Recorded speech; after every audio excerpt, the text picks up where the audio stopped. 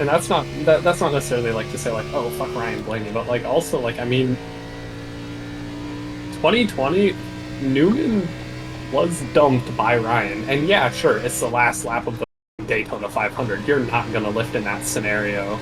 But also, I'm not sure what option had an efficient option. like, I mean, Where did Corey LaJoy finish today? hold on, I gotta look this up.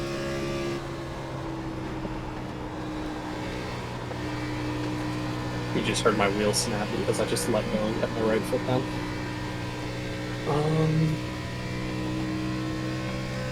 Daytona 500 results.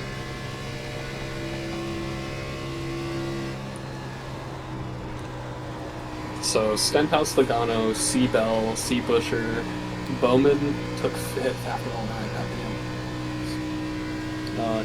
Dater got sixth. Yeah, I saw that.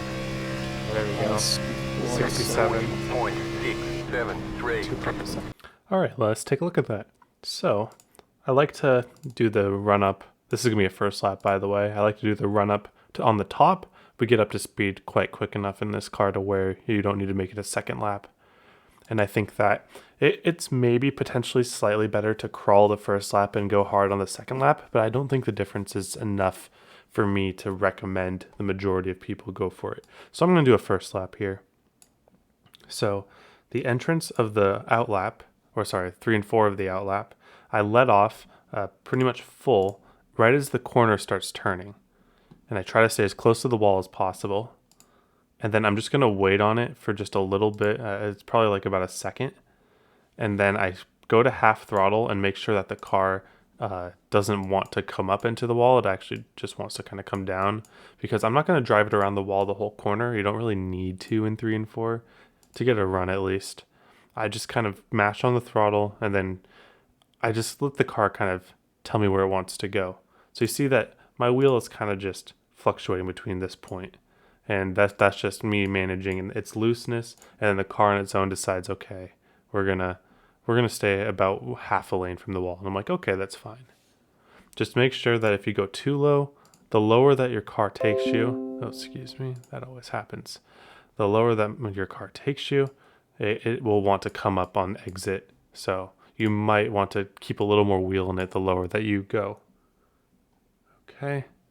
And so then we have a decent run coming to 1. So the next thing that we do, we're going to run the bottom in 1 and 2. So I went back and forth. I think that there's potential on the top. This setup really isn't made for running the top, so it's very difficult to get the time. My best attempt, I was probably 6 or 7 hundredths off of my bottom 1 and 2, but I also wasn't running the top like the best you could possibly run it. So I think in a perfect world, the top might be the best, but I recommend the bottom. So what we're going to go for here is we're going to go for a slightly late apex.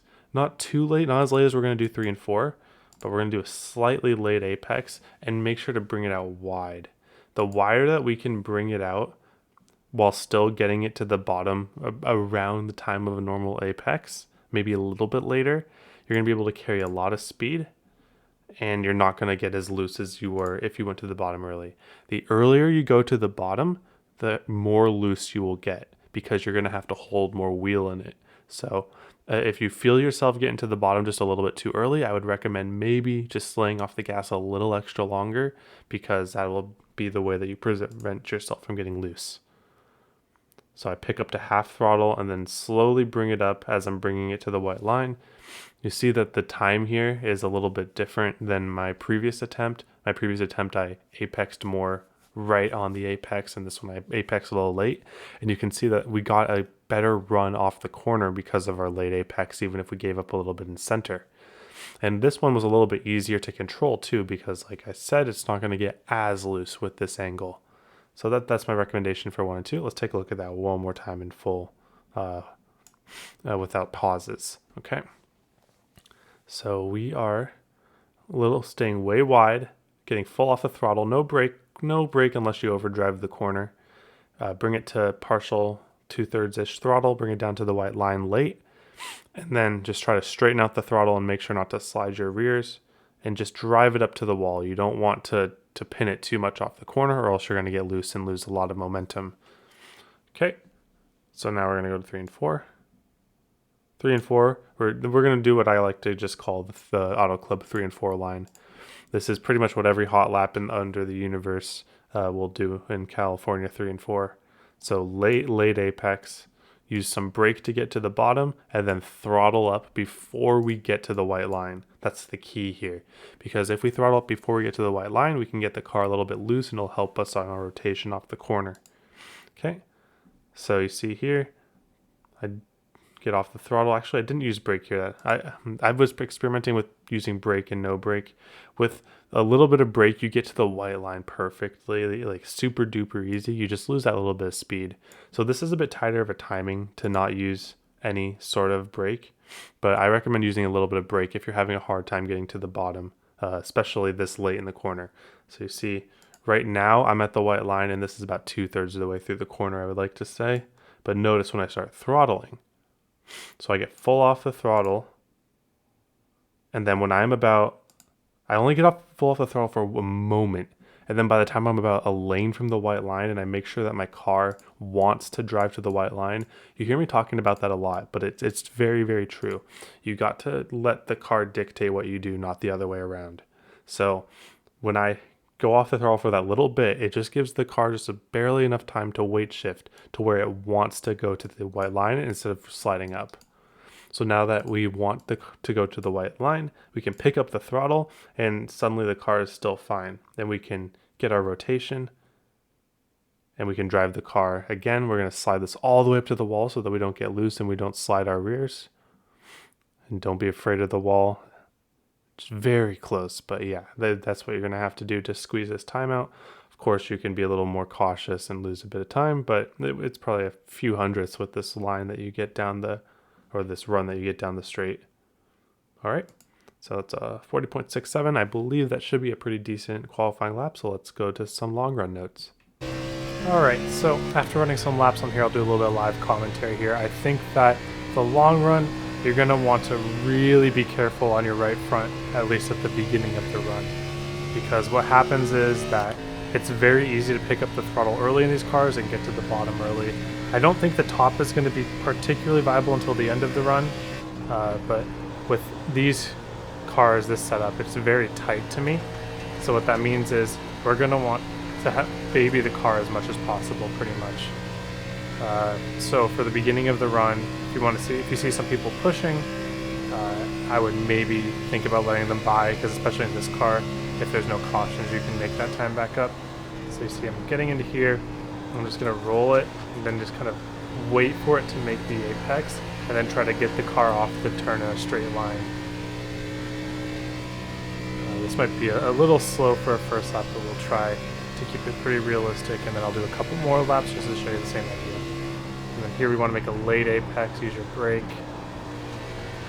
Just hold it on the white line, slowly raise the gas. And when you raise the gas like that, then you don't get any sort of extra slippage. Okay, so we need to be about a tenth faster, which should be doable. So early, easy off the throttle, brake it down to the white, then kind of just hold it on the white until we hit our after apex so that we can drive the car straight off. It feels like we can hit the gas a lot earlier, and we can, but the thing is our car is just going to be sliding up, and as it slides up we're not really getting any time, and that's just hurting our tire. So it's all about patience here. Patience, patience, patience. Okay. And I'm going to do one more lap of this and I'll give you kind of an idea of what the top might look like at the end.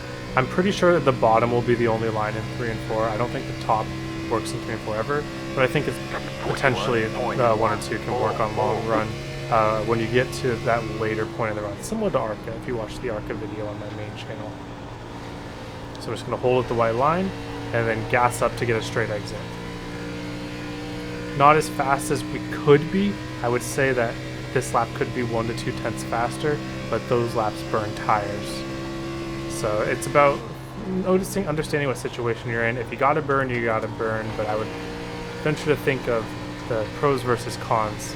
Like if you're leading, maybe you want to keep the track position, but maybe sometimes you just want to keep in that easy draft, get some toe, take the corners a little more stable. So let's try the top here. So we're going to let off fairly early here. I'm going to try to get right on the wall. I was a little late to the throttle there. But you see I'm using a lot more steering wheel, and the run off the corner is good.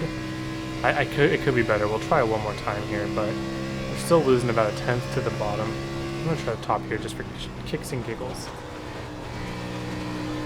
It's just this setup's too tight for the top in 3 and 4.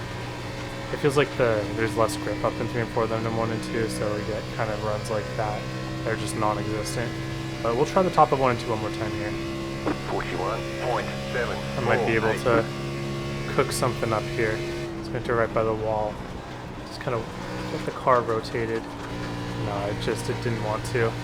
So yeah, this doesn't seem like an early run thing. It seems like a late run thing. And it does use a lot of right front tire, to be honest with you, so I wouldn't use it too much. I just really like this bottom right here. Just get late down to the white, easy throttle getting to it, and then your full throttle and kind of loose coming off the corner, and that's perfect.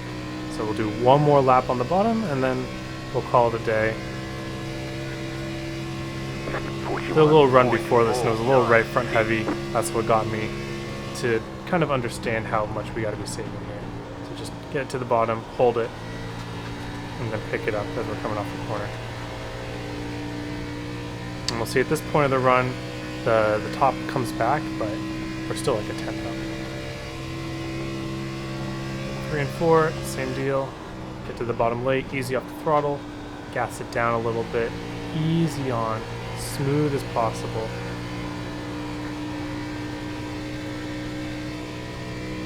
Drive it to the line. So hopefully those tips work for you. If you want to cash out your tires at like the end of the race, maybe consider that top there. But I really think that bottom in this setup is going to be good for a while. But other than that, I hope you all have a wonderful day, and I hope to see you all on the track.